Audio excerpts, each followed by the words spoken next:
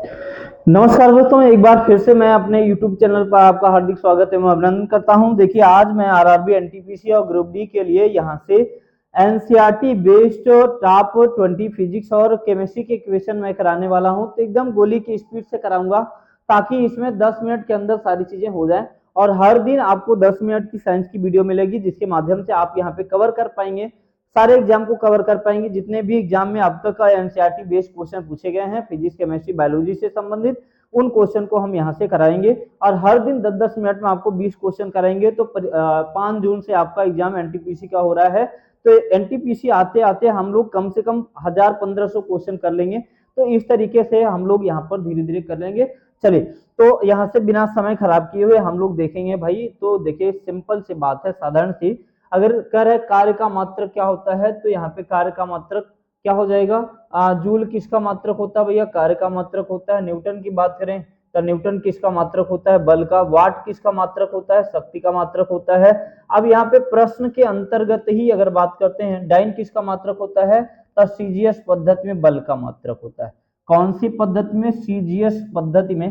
भैया यहाँ पे पद्धति कुल मिला के कितनी है अगर बात करें तो? एमकेएस पद्धति है, सीजीएस है और एफपीएस पद्धतियां हैं। तो यहाँ पर जो पद्धतियां हैं, इनके अंतर्गत अगर हम देखेंगे तो यहाँ से सीजीएस पद्धति में बल का मात्रक डाइन होता है। तो कार्य का मात्रक पूछा है तो क्या हो जाएगा? जूल हो जाएगा। करेक्ट आंसर आपका ए वाला हो जाएगा। कर पाएंगे? बिल्कुल सही आंसर आपका ए वाला हो जाएगा। कह रहा है प्रकाश वर्ष किसका मात्रक है? यहाँ पर बोल सकते हैं तो क्या हो जाएगा? तो भैया समय किसका मात्रक? यहाँ पे समय का मात्रक क्या होता है? सेकेंड होता है। समय का मात्रक क्या होता है? सेकेंड होता है। दूरी की बात करें तो प्रकाश वर्ष का मात्रक क्या होता है? यहाँ पे प्रकाश वर्ष, ठीक है ना। दूरी को मापने की इकाई क्या होती है? प्रकाश वर्ष। प्रकाश की तीव्रता को हम किस में मापते हैं? कैंडेला में मापते हैं। कैंडेला में मापते हैं भैया। अगर द्रव्यमान की बात करते हैं, द्रव्यमान को हम लोग ग्राम या किलोग्राम में मापते हैं। ठीक है, इस तरीके से आप कर सकते हैं। तो आपका राइट आंसर कौन सा हो जाएगा? यहाँ पे बी फॉर बॉल आपका करेक्ट आंसर हो जाएगा। इस तरीके से आप क्वेश्चन को कर पाए रियली। चलिए, अगले सवाल पे हम लोग चलते हैं। कह रहे शक्ति का एसआई यूनिट क्या है? शक्ति का मात्रक क्या होता है? शक्ति के यूनिट की बात करूं मैं, पावर के यूनिट की बात करता हूं। एम्पियर किसका मात्रक है भैया? विद्युत धारा का मात्रक है। धारा का मात्रक एम्पियर होता है। वाट की बात करें तब पावर बोले तो शक्ति का मात्रक हो जाएगा। और यहाँ पे कैलोरी किसका मात्रक होता है भैया? ताप का मात्रक होता है। कैलोरी ताप या उष्मा कह सकते हैं, ठीक है ना, उष्मा कह सकते हैं। ठीक है, यहाँ से क्या कह सकते हैं? उष्मा कह सकते हैं। जूल की बात करें किसका मात्रक होता है? कार्य का मात्रक जूल होता है। तो आपका राइट आंसर कौन सा हो जाएगा? वाट, ठीक है ना। वाट आपका बिल्कुल करेक्ट आंसर हो जाएगा। पावर का जो मात्रक होता है वो वाट होता है। ठीक है, आगे बढ़ेंगे हम लोग। करें एक हार्स पावर में कितने वाट होते हैं, ये आंसर करेंगे। क्या हो जाएगा भैया? 1 HP बराबर कितना वाट होता है? तो आपका करेक्ट आंसर कौन सा हो जाएगा? 746 वाट होते हैं। 746 वाट हो जाएंगे, ठीक है ना भाई। यहाँ पे 746 वाट होते हैं। तो ये आंसर आपका पहला वाला ही बिल्कुल सही हो जाएगा। ए वाला बिल्कुल करेक्ट आंसर हो जाएगा। ठीक है, चलिए अगला हम लोग चलेंगे। ध्वनि की चाल अधिकतम किस में होती है, किस माध्यम में होती है? तो आप लोग करेक्ट आंसर बताएंगे। वायु में होती है, पानी में होती है, निर्वात में होती है, ठोस में होती है? एक बात को समझिएगा, निर्वात में तो ध्वनि चलती ही नहीं भाई, क्योंकि ध्वनि को चलने के लिए माध्यम की आवश्यकता होती है। वायु में इसकी स्पीड होती है, पानी में भी होती है, लेकिन सबसे अधिक किसमें होती है? सॉलिड में होती है। तो आपका राइट आंसर कौन सा हो जाएगा अगर बात करेंगे? राइट आंसर पहले कौन सा हो जाएगा? डी वाला आपका बिल्कुल करेक्ट आंसर हो जाएगा। यहाँ पे ठोस में सबसे ज्यादा ध्वनि की स्पीड भैया सबसे ज्यादा किस में होती है? ठोस में होती है। फिर यहाँ पर बात करेंगे आगे चल करके। अगला सवाल है, कह रहा है वायुमंडलीय दाब को किससे मापा जाता है? तो आप लोग करेक्ट आंसर बताएंगे।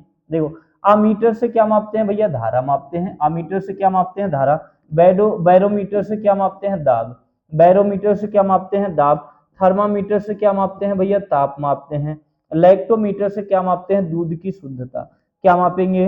दूध की शुद्धता की माप करते हैं। दूध की शुद्धता की माप करते हैं किससे भैया? लैक्टोमीटर से करते हैं। तो आपका राइट आंसर कौन सा हो जाएगा? बी वाला बिल्कुल करेक्ट आंसर हो जाएगा।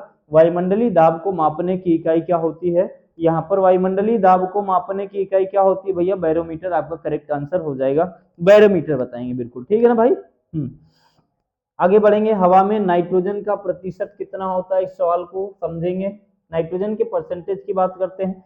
ऑक्सीजन जो होती है, ऑक्सीजन की मात्रा 21% होती है, 78% नाइट्रोजन की मात्रा होती है, 0.03% कार्बन डाइऑक्साइड की मात्रा होती है, 1% में सब होते हैं, हाइड्रोजन वगैरह सारी चीजें होती हैं। तो आपका राइट आंसर कौन सा हो जाएगा, यहाँ पर बी वाला बिल्कुल करेक्ट आंसर हो जाएगा। वायुमंडल में, हवा में नाइट्रोजन की मात्रा कितनी होती है भैया, 78%। अगर यूरिया की बात करते हैं, NH2CO NH2 की बात करें, यूरिया का फार्मूला होता है NH2CO NH2। पहली बार इसी को लैब में बनाया गया था, तो इसमें नाइट्रोजन की मात्रा कितनी होती है भैया, 76% आपकी मात्रा होती है इसमें। तो आप लोग बता सकते हैं बिल्कुल।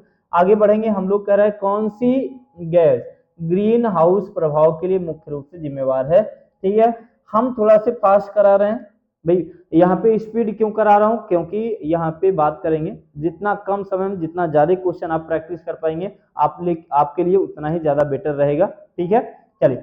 तो कह रहा है कि ग्रीन हाउस गैस के लिए कौन जिम्मेवार है, तो क्या बताएंगे, ग्रीन हाउस गैस के लिए कार्बन डाइऑक्साइड जिम्मेवार होती है। यहाँ पे क्या बताएंगे भैया, कार्बन डाइऑक्साइड। तो आपका राइट आंसर कौन सा हो जाएगा, सी वाला बिल्कुल करेक्ट आंसर हो जाएगा। ठीक है, अभी आप तो पढ़ चुके हैं, आपको केवल प्रैक्टिस करना है बस। सबसे हल्का तत्व कौन सा तत्व की बात करेगा, सबसे हल्का तत्व भाई, ठीक है ना, सबसे हल्का तत्व की बात करेगा तो क्या बताएंगे यहाँ पे, सबसे हल्का तत्व आपका होता है हाइड्रोजन। सबसे हल्का धातु की बात करेगा, सबसे हल्की धातु की बात करेगा तो क्या बताएंगे, लिथियम। सबसे हल्की गैस की बात करेगा तो क्या बताएंगे, हीलियम। तो आपका राइट आंसर कौन सा हो जाएगा, सी फॉर कैट आपका बिल्कुल करेक्ट आंसर हो जाएगा। ठीक है भाई, समझ में आया। चलिए यहाँ पर आगे बढ़ेंगे हम लोग। कह रहे किस धातु को चाकू से आसानी से काटा जा सकता है, तो भैया यहाँ पर एक ऐसी मात्र धातु है जिसे चाकू से आप काट सकते हैं या धारदार हथियार से काटा जा सकता है, नाम है सोडियम। इसे केरोसिन में भी रखा जाता है, क्योंकि ये ऑक्सीजन या पानी में जैसे ही पड़ता है वैसे ही क्या लग जाती है, आग लग जाती है। तो आपका राइट आंसर कौन सा हो जाएगा, सी वाला बिल्कुल करेक्ट आंसर हो जाएगा, सोडियम कर पाएंगे यहाँ से। चलिए आगे अगला सवाल कह रहा है भैया, नोबल गैसें रासायनिक रूप से क्यों अक्रिय होती हैं, तो आप लोग यहाँ से करेक्ट आंसर बता पाएंगे, क्या हो जाएगा, वे ठोस होती हैं, ऐसा जरूरी नहीं है गैसें ठोस होगी। ठीक है, कह रहा है उनका इलेक्ट्रॉनिक विन्यास स्थिर होता है। हाँ यही तो कारण है भैया, इलेक्ट्रॉनिक विन्यास उनका अस्थायी हो जाएगा। जब इलेक्ट्रॉनिक विन्यास अस्थायी हो जाएगा, किसी भी परमाणु या किसी भी तत्व के वाह्यतम कोश में इलेक्ट्रॉन की संख्या पूरी हो गई, तब वो किसी दूसरे तत्व या से वो क्रिया नहीं करेगा, क्योंकि यहाँ से ठीक है ना, क्योंकि उसका जो है वाह्यतम कोश पूरी तरीके से पूर्ण हो जाता है। ठीक है, तो यहाँ पे दिया गया उनका इलेक्ट्रॉनिक विन्यास स्थिर होता है, तो ये करेक्ट आंसर हो जाएगा।